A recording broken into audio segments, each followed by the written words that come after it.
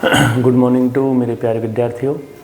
तो आज मैं आपको एरिया ऑफ ट्रायंगल्स के बारे में बता चुका हूँ और उससे पहली वाली वीडियो में मैंने आपको इन सेंटर और सर्कम सेंटर के बारे में बताया था। तो उससे रिलेटेड अब क्वेश्चन समझिए, देखिए बहुत ही महत्वपूर्ण क्वेश्चन है, इम्पोर्टेंट क्वेश्चन है। देखिए मेरे प्यारे विद्यार्थियों, तो क्वेश्चन हमारा इस प्रकार है।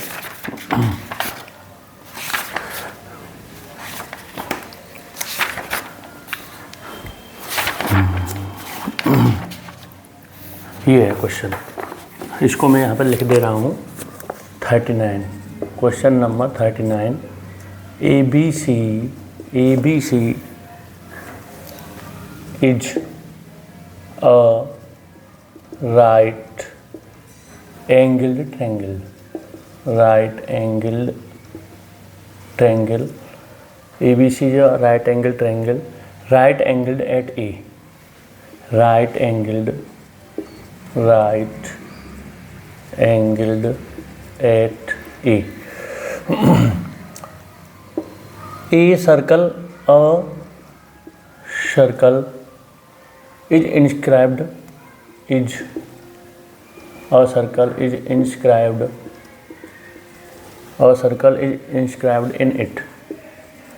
it. एक सर्किल इसके अंदर बनाया गया है। The length of the to sides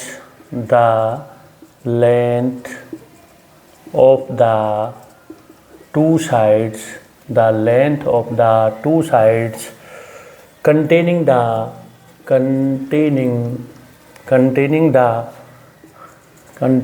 the right angle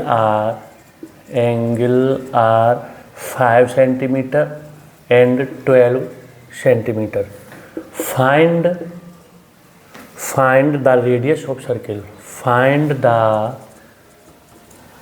radius of circle की हमें रेडियस फाइंड करनी है। देखिए समझिए मेरे प्यारे विद्यार्थियों, ABC is a right angled triangle, right angled at A. A circle is inscribed in it.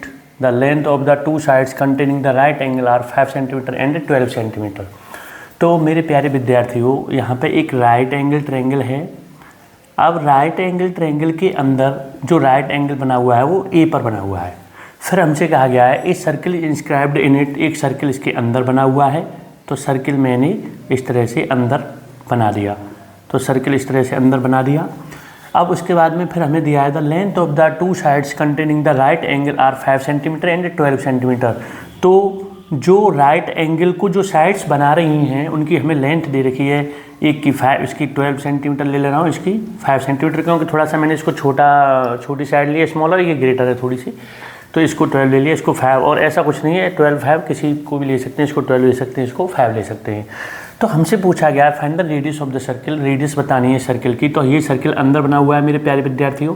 जब ये सर्किल अंदर बना हुआ है तो इसकी रेडियस मैंने बताया है, जब ट्रायंगल के बाहर बन रहा है सर्किल तो उसकी रेडियस कैपिटल आर और अंदर बन रहा है तो स्मॉल आर। अब मैंने इसी के लिए मैंने आपको इतनी सारी चीज़ें बताई थी उस दिन की वीडियो में, फिर एरिया ऑफ ट्रायंगल्स के बारे में डिस्कस किया था। तो यहाँ पे इसकी हमसे रेडियस पूछी जा रही है। तो यहाँ पर डायरेक्ट फॉर्मूला होता है मेरे प्यारे विद्यार्थियों को, अब आप तुरंत यूज करोगे R = डेल्टा अपॉन S, बिना कुछ सोचे समझे। अब यहाँ पर डेल्टा बताया था मैंने आपको, एरिया ऑफ ट्रायंगल है, ये हमारा क्या है, एरिया ऑफ ट्रायंगल, और S है हमारा half perimeter of triangle, half perimeter of triangle. अब मेरे प्यारे विद्यार्थियों, इसमें ये एरिया हो गया ट्रायंगल का, और ये क्या हो गया, हाफ पेरीमीटर हो गया। तो इसमें इसका पेरीमीटर फाइंड करने के लिए हमें इस साइड की ज़रूरत पड़ रही है। तो हम इसमें थ्योरम लगा देंगे, 90 डिग्री की ऑपोजिट साइड हाइपोटेन्यूज होती है, h² = p² प्लस के l का स्क्वायर। तो h² ये हमारी BC हो गई एक तरह से, BC का होल स्क्वायर इक्वल परपेंडिकुलर 5 का स्क्वायर हो गया प्लस के 12 का स्क्वायर। तो ये हो गया हमारा 25 प्लस 144, ये 169, ये BC का स्क्वायर तो ये यहाँ से BC हमारी निकल के आ गई स्क्वायर रूट में 169 इक्वल 13 सेंटीमीटर। तो BC कितनी निकल के आ रही है मेरे प्यारे विद्यार्थियों 13 सेंटीमीटर। तो हम यहाँ से S का मान निकाल लेंगे। S इक्वल ये हो जाएगा हमारा A + B + C/2, तीनों साइडों का सम करके उसका क्या करना है 2 से डिवाइड करना है, क्योंकि हाफ पेरीमीटर होता है। तो ये हमने निकाल चुके हैं यहाँ पे 13 सेंटीमीटर। तो अब इसमें लगा दीजिए आप, ये हो गया 13 + के 5 + के 12/2, ये हो गया 13/2 यानी ये निकल के आ गया हमारे पास 15। एस का मान 15 निकल के आ गया। इसका एरिया निकाल लेंगे। तो एरिया का सूत्र मैंने बताया आपका, एरिया ऑफ ट्रायंगल ये हो जाएगा हमारा 1/2 base into height. Area of triangle 1/2 base 12 हो गया, बेस इंटू हाइट। तो 1/2 ये हो गया हमारा 12 × 5, इससे कट गया यानी ये आ गया 30 सेंटीमीटर। तो एरिया निकल के आ गया हमारे पास 30 सेंटीमीटर। एस का मान निकल के आ गया 15 सेंटीमीटर। आर का मान निकालना है, इसमें तुरंत रख दीजिए आप। Are equal area delta upon S, ये हो गया 30, ये हो गया 15। तो आर की वैल्यू निकल के आ गई 2 सेंटीमीटर। और ऑप्शन जो हमें 4 दे रखे थे वो दे रखे थे, इसमें 4 ऑप्शन थे। ए ऑप्शन था 1 सेंटीमीटर का, बी ऑप्शन था हमारे पास 0.5 सेंटीमीटर का, सी ऑप्शन था हमारे पास 2 सेंटीमीटर का और डी ऑप्शन था हमारे पास 1.5 सेंटीमीटर का। तो हमारा आंसर कौन सा करेक्ट है? C option is correct, 2 centimetre. इसलिए मैंने तुम्हें इतनी सारी चीज़ें बताई थी इस क्वेश्चन के लिए। अब ये डायरेक्ट क्वेश्चन बताता कुछ भी समझ में नहीं आता, इसलिए मैंने तुम्हें सारी चीज़ें पहले ही क्लियर कर दी थी।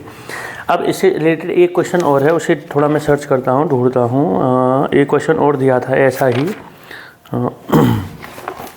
मिल जाए तो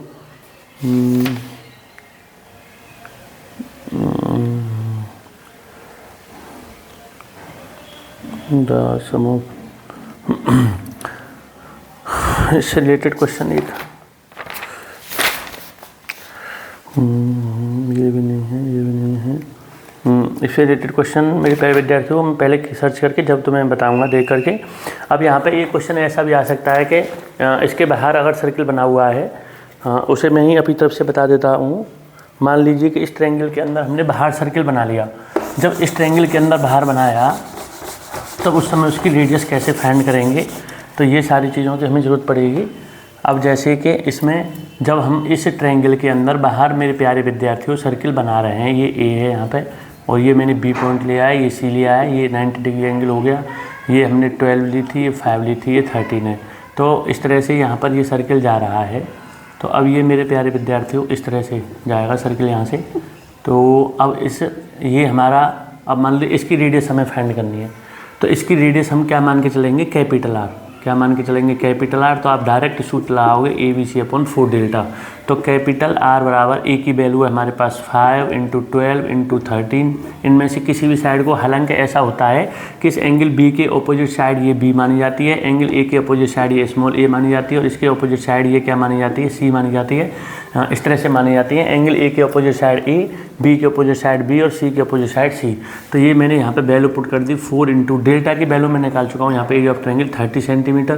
तो अब इसको सॉल्व कर लेंगे। 5 × 6 = 30, 6 × 2 = 12 और 2 से कट गया तो आंसर आ गया 13/2 यानी 6.5 centimetre.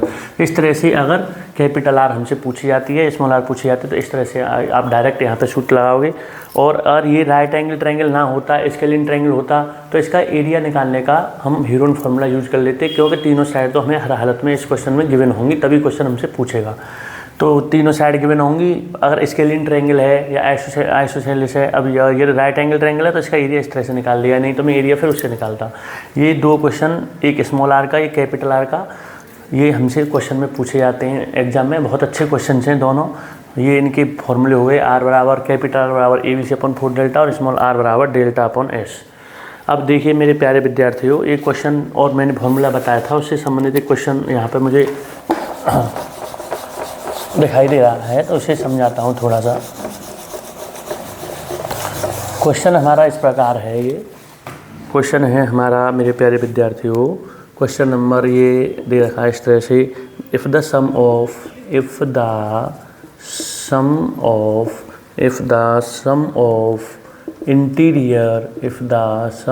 Interior angles of a polygon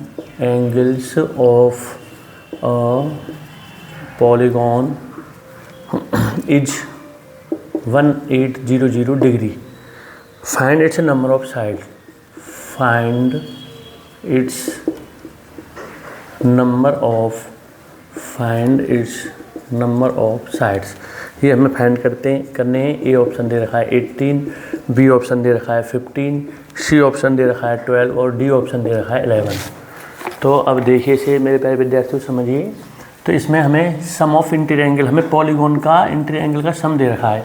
तो मैंने इसका आपको सूत्र बताया था n-2 इंटू 180 डिग्री, एक ये बताया था। और इसको हम इस 2 को यहाँ से इसमें से मल्टीप्लाई करके इसको इस प्रकार भी लिख लेते हैं 2n-4 इंटू 90 डिग्री। इन दोनों का मतलब एक ही होता है, ये दोनों एक ही सूत्र हैं। इस प्रकार भी लिखाया जाता है, इसका इस प्रकार भी लिखाया जाता है, तो आप इसमें कन्फ्यूजन ना हो बिल्कुल भी। तो अब मेरे प्यारे विद्यार्थियों कि ये जो है किसी भी पॉलीगॉन के सभी इंटीरियर एंगल का क्या होता है, सम होता है। अब ये भी इंटीरियर एंगल का सम है, ये भी इंटीरियर एंगल का सम है, तो क्यों ना हम इन दोनों को इक्वल कर लें। तो n-2 इंटू 180 डिग्री इक्वल ये हो गया 1800। इसका इसमें डिवाइड कर देंगे, n-2 इक्वल 1800 अपॉन 180, ये हो जाएगा हमारा 0 से 0 कट गया, ये से 10 टाइम्स कट गया, तो n इक्वल हो गया 10 + 2 इक्वल 12। तो नंबर ऑफ साइड्स उसमें क्या आ जाएंगे, और n मैंने बता चुका था वहाँ पे फॉर्मूले में ही, ये नंबर ऑफ साइड्स होती हैं। तो इसका आंसर कितना आ गया, सी ऑप्शन इज करेक्ट। तो मेरे प्यारे विद्यार्थियों, आज इन क्वेश्चनों को आप समझ लें, फिर कल कुछ में नया लेके आता हूँ आपके लिए। Thank you.